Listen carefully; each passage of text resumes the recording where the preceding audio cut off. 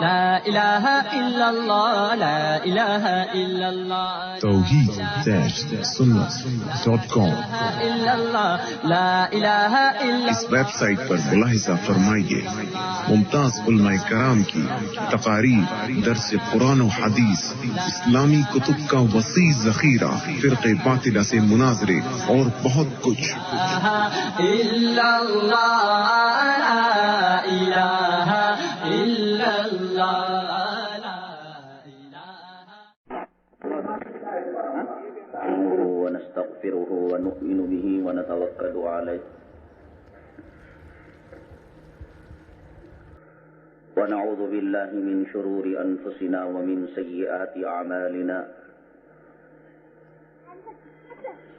من يهده الله فلا مضل له ومن يضلله فلا هادي له ونشهد أن لا إله إلا الله وحده لا شريك له ونشهد أن سيدنا ومولانا محمدا عبده ورسوله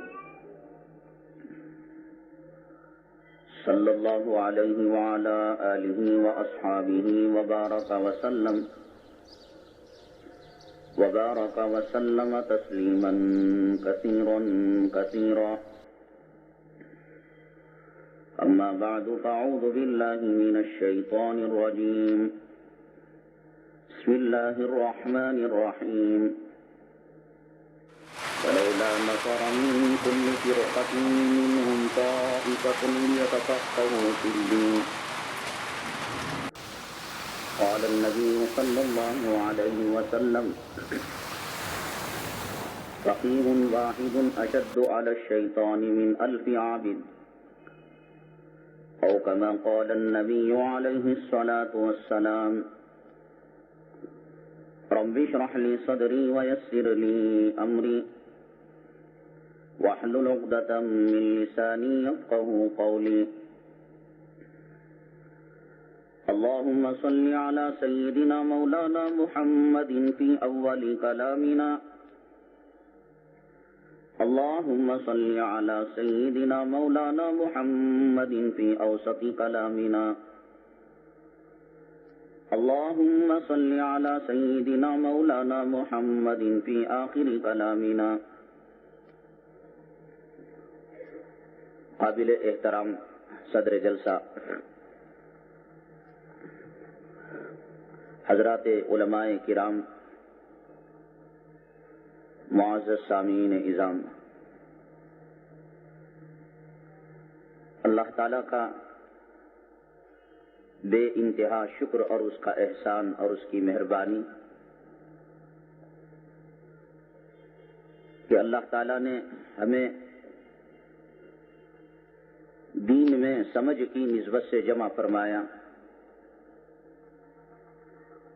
اولیاء اللہ اور ائمہ کرام رحمہم اللہ تعالیٰ کی نسبت سے جمع فرمایا۔ اللہ تعالیٰ ہمارے جمع ہونے کو دنیا میں اور آخرت میں کامیابی کا ذریعہ اور سبب بنائے۔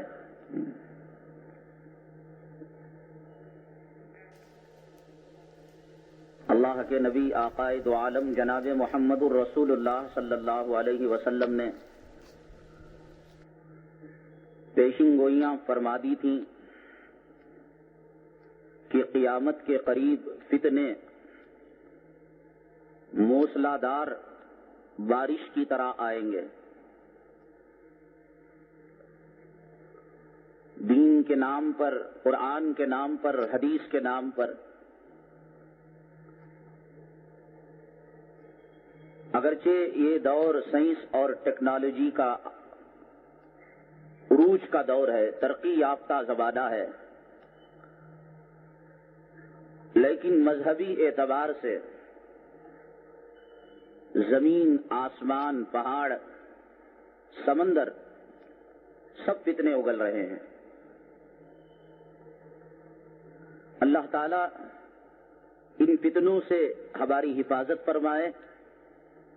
آقائے دو عالم جناب محمد الرسول اللہ صلی اللہ علیہ وسلم کی سچی پکی محبت اللہ ہمیں نصیب فرمائے، اولیاء اللہ کے نقش قدم پر چلنے کی ہمیں توفیق نصیب فرمائے۔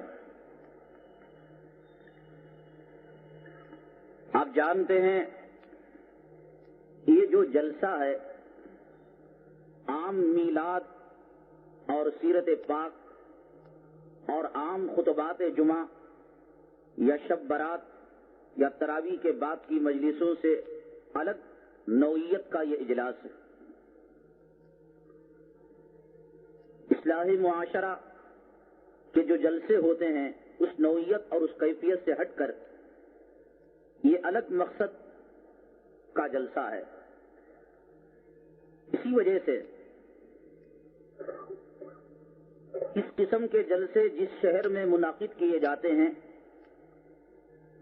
اس شہر کے جو سنجیدہ قسم کے، حقیقت میں وہ رنجیدہ ہوتے ہیں، حتی الامکان ایڑی چوٹی کا زور لگاتے ہیں کہ مسلمانوں کی حالت صحیح نہیں، خامخواہ کے اس قسم کے جلسے رکھ کر افتراق نہ پیدا کرو، انتشار نہ پیدا کرو، لڑائیاں جھگڑے مسلکی اختلافات، اب یہ کوئی اچھی بات نہیں.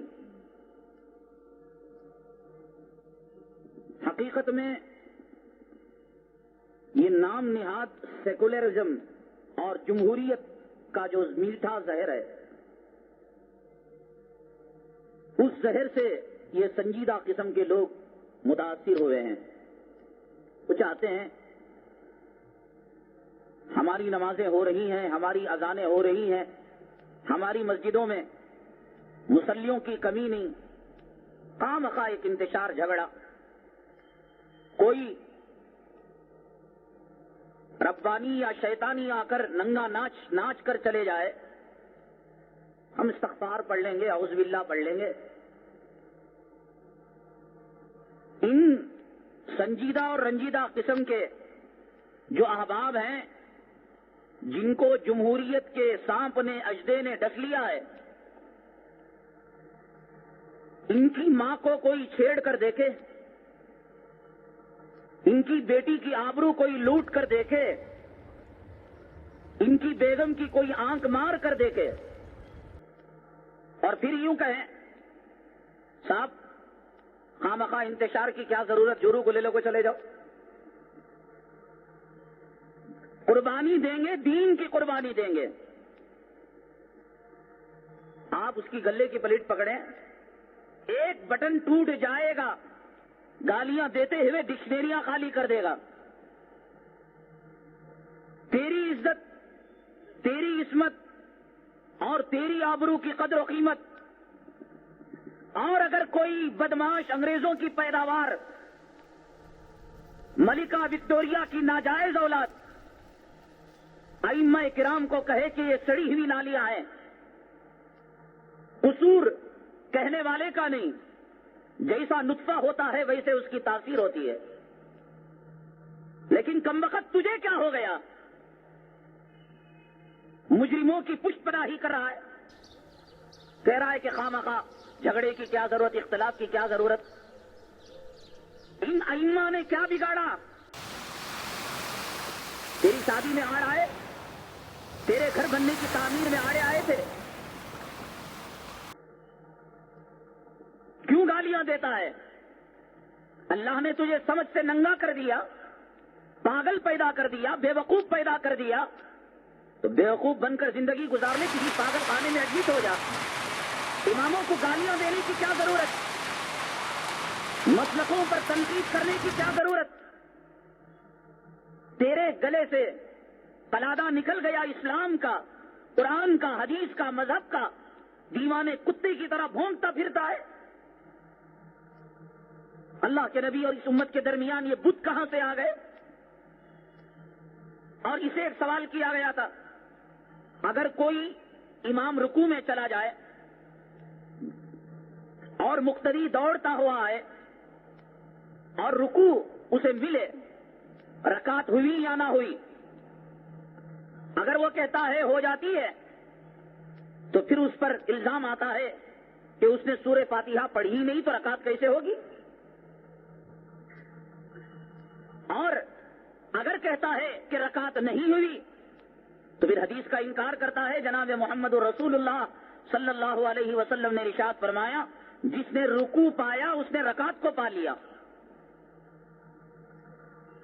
جیسے اہل قرآن قرآن کا سہارا لے کر حدیث کا انکار کرتا ہے، کہتا ہم اہل قرآن ہیں، قرآن کو مانیں گے اور قرآن کے علاوہ کسی اور کتاب کو نہیں مانیں گے، یہ جو بدماش طبقہ ہے انگریزوں کی پیداوار، سب سے پہلے دنیا میں اس طبقے کو اہل حدیث کا جو کتاب دیا، تاریخ ہے، پروف ہے، کاغذات کی نقل ہے، ملکہ وکٹوریہ نے دیا۔ تو اس کے فرق یہ کہتا ہے کہ میرے خیال سے اس کو رکعت دوہرا لینا چاہیے۔ 99% تو لوگ بھاگ کر آ کر پا لیتے ہیں، لیکن اگر رکوع میں چلا جائے امام تو میرے خیال سے اس کو وہ رکعت دوہرا لینا چاہیے۔ جیسے اہل قرآن قرآن کا نام لے کر قرآن کی توہین کر رہا ہے، یہ اہل حدیث حدیث کا نام لے کر حدیث کی توہین کر رہا ہے۔ جناب محمد الرسول اللہ صلی اللہ علیہ وسلم کے مقابلے میں اپنا خیال، اپنی رائے بیان کر رہا ہے۔ ارے کمبختو، غیر مقلدو، کیا ہو گیا تمہارے دماغ کو؟ ایک ناٹا آدمی، فتنہ پرور آدمی، فتنہ پرست آدمی وہ مسئلہ بیان کرے، شریعت میں اپنے رائے کا اظہار کرے، حدیث کے مقابلے میں اپنی بات بیان کرے، وہ موحد، وہ اہل حدیث، اور جس نے 40 سال تک عشاء کے وضو سے فجر کی نماز پڑھی، اس کی تباہ کرنے میں تیرے پیٹ میں مرچیاں جو ہے مرچیاں ٹوٹ پڑتی ہیں۔ کتنے لوگ ہیں اس کی بات سن کر اس کی تقلید کی ہے؟ تقلید کرنا ہے، بات ماننا ہے، بزرگوں کی مان لے، ائمہ کی مان لے۔ اللہ کے حبیب پاک آقائے دو عالم جناب محمد الرسول اللہ صلی اللہ علیہ وسلم جب تک حیات تھے، حضرات صحابہ کرام کو کوئی مسئلہ درپیش ہوتا جاتے پوچھ لیتے۔ جب اسلامی مملکتیں وسیع ہوئیں، مسلمانوں کی آبادیاں بڑھ کر چلی گئیں، اللہ کے حبیب پاک آقائے دو عالم جناب محمد الرسول اللہ صلی اللہ علیہ وسلم نے حضرات صحابہ کرام کو ایک ایک علاقہ دے کر مجتہد بنا کر بھیجا۔ I just got a new coat still. Got a little brand new feel. Not so fast, switch blade, cut your car with. جناب محمد رسول اللہ صلی اللہ علیہ وسلم نے یمن کا گورنر بنا کر جب بھیجا، آپ سے پوچھا مسائل آئیں گے آپ کس سے حل کریں گے؟ انہوں نے کہا کہ قرآن سے، اگر اس میں مسئلے کی وضاحت نہ ہو، نہ ملے تو فرمایا کہ سنت رسول اللہ سے، پھر فرمایا اس میں نہ ملے حضرات صحابہ کرام کے عمل سے، پھر اس کے بعد فرمایا اجتہد برأیی، قرآن کو سامنے رکھ کر، حدیث کو سامنے رکھ کر، عمل صحابہ کو سامنے رکھ کر میں قیاس کروں گا، اجتہاد کروں گا۔ ارے آج کے غیر مقلد سے، آج کے غیر مقلد کو جو سمجھ ہے اور اسے جو شعور ہے، کیا حضرت معاذ بن جبل رضی اللہ تعالیٰ عنہ اس سے کم سمجھتے؟ والعیاذ باللہ۔ آپ نے صاف فرمایا اجتہد برأیی، اللہ کے حبیب پاک آقائے دو عالم جناب محمد الرسول اللہ صلی اللہ علیہ وسلم اگر عمل غلط ہوتا تو فرماتے نہیں معاذ، یہ قرآن ہے، یہ حدیث ہے، اسے چھوڑ کر کسی آدمی کو اختیار نہیں کہ وہ اپنے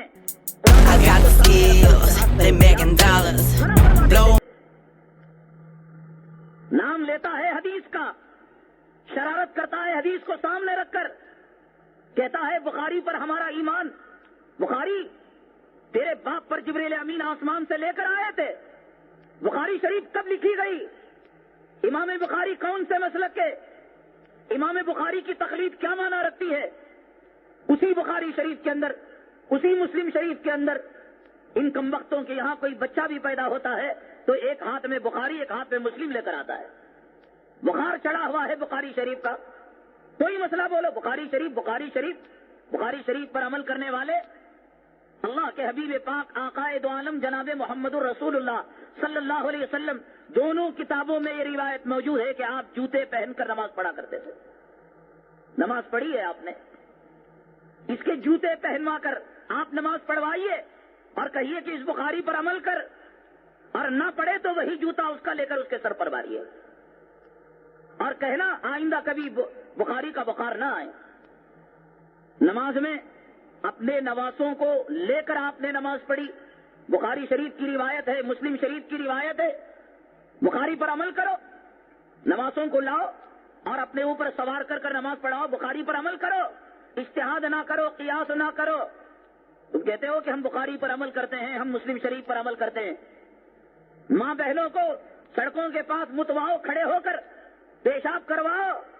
اسی بخاری میں، اسی مسلم میں ہے، اللہ کے حبیب پاک آقائے دو عالم جناب محمد الرسول اللہ صلی اللہ علیہ وسلم نے کھڑے ہو کر استنجا فرمایا. کہاں تک عمل کرو گے؟ کن باتوں پر عمل کرو گے؟ دھوکہ دیتے ہیں حدیث کا نام لے کر. اصل میں ان کو بیر ہے، دشمنی ہے ائمہ کرام سے، علماء سے، فقہاء سے، اولیاء اللہ سے، اس لیے کہ ان کی شروعات ہی غلط ہے. کہاں سے ان کی ابتدا ہوئی؟ کہاں سے ان کی شروعات ہوئی؟ دھوکہ دیتے ہیں لوگوں کو. حدیث کے اندر جو حدیثوں کے فضائل ہیں کہ حدیث اگر کوئی 40 یاد کر لے، یا حدیثوں کی کوئی نشر و اشاعت کرے، حدیثوں کو کوئی دوسروں تک پہنچائے، حدیث کا کوئی درس دے، ان حدیثوں کی روایت کو سامنے رکھ کر لوگوں کو پاگل بناتے ہیں، بے وقوف بناتے ہیں کہ دیکھو یہ فرقہ آقا کے زمانے سے چلا آ رہا ہے، آقا نے اہل حدیث کی تعریف فرمائی ہے. بیچارے لوگ جنہیں وضو کے مسائل کا علم نہیں، غسل کے مسائل کا علم نہیں، دھوکے میں آ جاتے ہیں. ہاں بھائی اہل حدیث کی تعریف کی گئی ہے، حنفی کا نام نہیں، شافعی کا نام نہیں. امام ابو حنیفہ سے پہلے لوگ کس کی تقلید کیا کرتے تھے؟ یہ امام تو 100 سال بعد آئے. پہلے کس کی اتباع کیا کرتے تھے؟ کس کے نقش قدم پر چلا کرتے تھے؟ دیکھو حدیث ہے، اس کے اندر اہل حدیث کی تعریف ہے. ان سے کہو کہ تمہارے بڑے بھائی یہی تو کہتے ہیں اہل قرآن کی بات، کہ قرآن کی فضیلت کی جو روایتیں ہیں اس کو یاد کرنے کی، اس کو تلاوت کرنے کی، اس کو چھونے کی اور اس کو پڑھنے کی، اس کو سننے کی، ان روایتوں کو سامنے رکھ کر ان کے جو بڑے بھائی اہل قرآن ہیں وہ بھی تو یہ کہتے ہیں کہ اللہ نے، اللہ کے نبی نے ہماری تعریف فرمائی ہے. دھوکہ جیسے وہ لوگ قرآن کی تلاوت کی اور فضیلت کی روایتوں کو سامنے رکھ کر لوگوں کو دیتے ہیں اپنے اہل قرآن ہونے کا. اللہ کی عزت و جلالت کی قسم، اس حدیث اہل حدیث سے مراد یہ ملکہ وکٹوریہ کی پیداوار طبقہ نہیں، لامذہب ٹولہ نہیں، غیر مقلد جماعت نہیں، بلکہ اللہ کے نبی صلی اللہ علیہ وسلم نے اگر اہل حدیث کی تعریف فرمائی ہے، محدثین کرام کی تعریف جو حدیث کے لیے خدمت کیا کرتے ہیں، اس فن کو حاصل کیا کرتے ہیں، اس کے لیے زندگی لگایا کرتے ہیں. ایک کوئی میں کلال یہاں پر آئے جو دعویٰ کرتا ہے ہمیں کسی امام کی ضرورت نہیں، ہمیں کسی قیاس کی ضرورت نہیں، ہمیں کسی اجتہاد کی ضرورت نہیں، آئے کوئی میں کلال یہاں پر بخاری شریف رکھی جائے گی، ایک روایت پڑھ کر عبارت صحیح پڑھ دے. عبارت نہیں پڑھ سکتے، اجتہاد کرنے آ گئے، عبارت نہیں پڑھ سکتے. حقیقت یہ ہے یہ جو جانور ہوتے ہیں اگر کسی مالک کی تابع داری میں ہو تو انہیں کوئی پتھر نہیں مارتا. مالک چارہ بھی دیتا ہے، مالک رسی بھی باندھتا ہے، مالک ہل بھی جوتتا ہے، مالک اس کی دوا دارو بھی کرتا ہے.